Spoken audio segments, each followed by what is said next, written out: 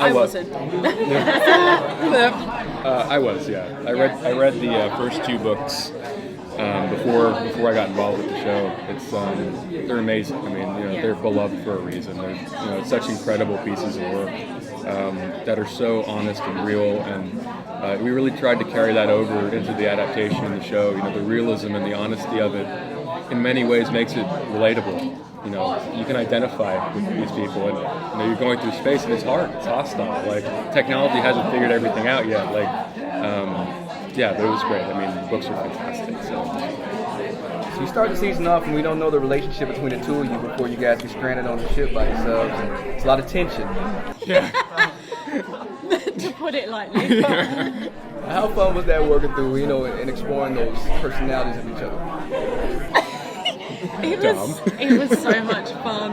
I like that, like, clashing of a man and woman on screen in that way, and that's what I found really kind of original and fun about it, is that it was a clash of what's the word I'm looking for, morals, and yeah, I've had so much fun with it. Have you? Oh yeah, it's awesome. I mean, we find these people, and everyone in the Roshi crew, they're on the Canterbury essentially running from something. They're all outcasts.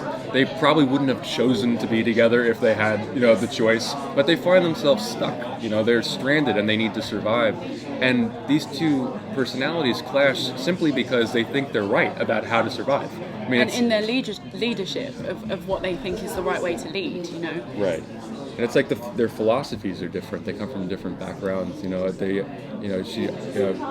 a Belter philosophy. He's just a slacker in many ways. But it's a really amazing and fun dynamic to play with, because it's a dynamic between leaders, really, fighting for who is going to be the figurehead of this crew. By the end of the season, after and it's only been like a few days, yeah. right? Is all the first season is. Is it? Hang on. But by the end of that, they've gone through so much that you can obviously see that they've really connected and are starting to care about each other. Are we going to see more of that in the next season? Oh yeah.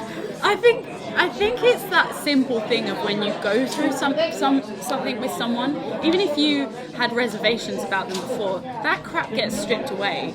And I think that's what they start to see in each other, is they survived stuff together, and it's brought them together in a way that other people outside of that can't relate to them, apart from the Rosie crew.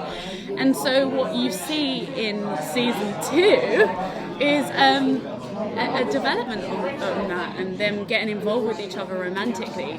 It's quite nice, actually. I mean, these characters are holding on to each other for dear life. I mean, like, they're constantly fighting for their own survival. And, ultimately, you go through all of these experiences. I mean, at the end of season 1, we essentially just escaped the genocide. And, we have all of these experiences that really no one outside of our crew can relate to. So in many ways, we've become this really tight group, simply because of this extraordinary circumstance that we've been put in. And we all got really close, because in many ways we had to. Yeah.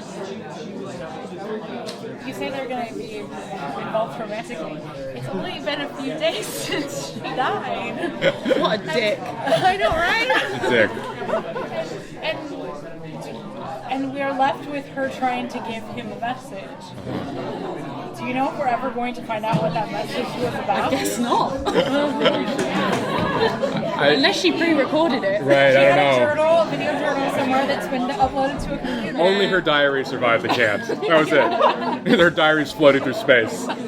No, you don't find out. And, again, that kind of harkens back to the kind of intellectual honesty of the writing. It's like, that's the way it happened. Like, sorry. That's it. We have this amazing team of writers who give us such amazing words to work with, and stories and arcs and stuff.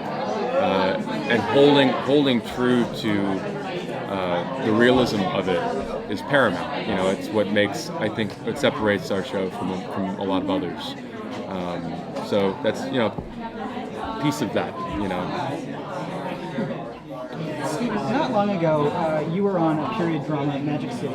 Yeah. Can you talk a little bit about what it was like for you as a performer to go from doing like a very specific period drama with a lot of history to it, to doing something like this that's kind of very obviously sci-fi and set in the, set in the future and stuff like that, with sort of, what is it like for you to prepare for as an actor differently than working on, say, Magic City? Sure. In many ways, science fiction and period dramas are flip sides of the same coin, right? So, like, you're either going back or you're going forward. It's a period, it's just a future period, right? So, with Magic City, it was different because they're based on real people. So, like, I had to do a lot of research into Stevie Evans and who he actually was, and a lot of that stuff really happened. So, understanding how the mob kind of created Miami and the political dynamics within the Caribbean and Cuba flowing and that kind of stuff.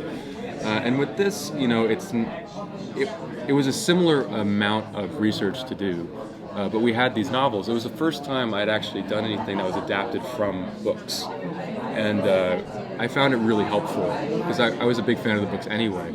And we have the novelists in the writers' room, and they're on set. I mean, like, so if I can ask him, say, like, why is Holden, have such an issue with authority? And then he can be like, well, it's his third dad, when he was 8 years old, like, and because they did that work already. So, like, it's an invaluable resource. But the construction of the characters is similar. No matter what period you're doing or what kind of character you're playing, the arc of Stevie Evans and the arc of Holden, they both have this similarity in that they're kind of these naive, slackery kind of guys in the beginning. And you just keep playing those guys. just getting typecast. And then develop into kind of these far more serious, morally gray characters, the deeper they get into their stories. So you'll eventually see Holden as a man and a leader in a far less idealistic morality. Pieces of him get chipped away as he gets more and more responsibility. He's got to sacrifice that part of himself to get the job done. So guys, we have to wrap. Sorry. Okay. We don't have room anymore. Thanks, guys.